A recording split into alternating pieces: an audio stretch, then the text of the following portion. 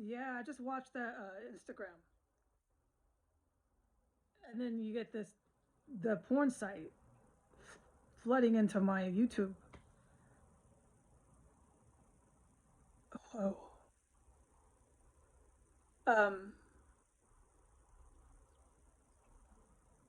wow. All right, so that was pretty raunchy police work. Yeah, that guy was a jerk, right? Yeah. And the landlords, obviously, these people who live here are obviously junkies. The landlord has like I didn't notice until today, about a 1 inch long thumbnail. He's really gross. He's gross. And this guy is telling the cop that I threatened to bomb the White House when I never did.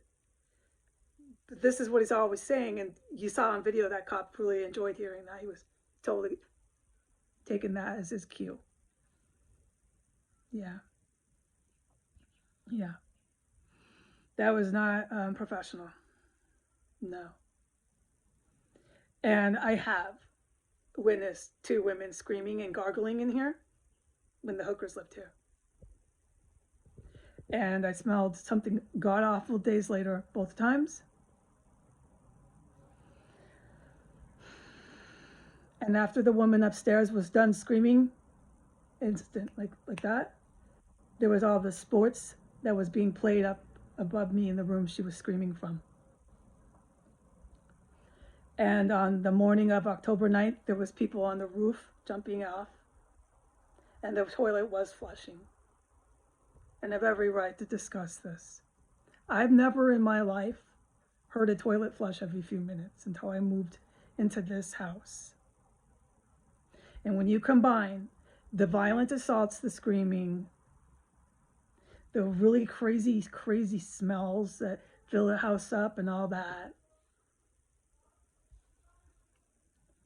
I filmed the drug sales, $100 bags, she said.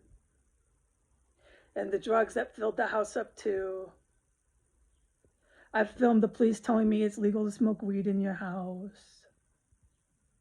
The foot traffic, all the gang members coming in and out. And don't forget the gang member that approached the vehicle that I happened to be in. No matter what. And then the gang member came into this house. No matter what, the cops are telling me every time I'm the problem. That night when I called this to dispatch DCPD to come, when the guy approached me and the cab driver at dark in our cab, the gang member, he was coming down 15th towards the house, down from U Street, dressed in all black. I took a picture of him. He's all over the internet. He comes within 6 inches from the window of the driver of the cab and mumbles, and I already covered all this very clearly. Then he goes, I couldn't believe it. He was sitting on my house's front steps. And then he goes into the house and goes upstairs with one of the gang member prostitutes. And I had every reason to call the cops for that, like I do every time here.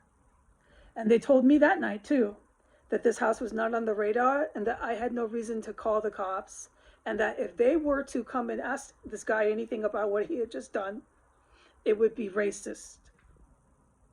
It would be racist. All right. God bless America. Say goodbye.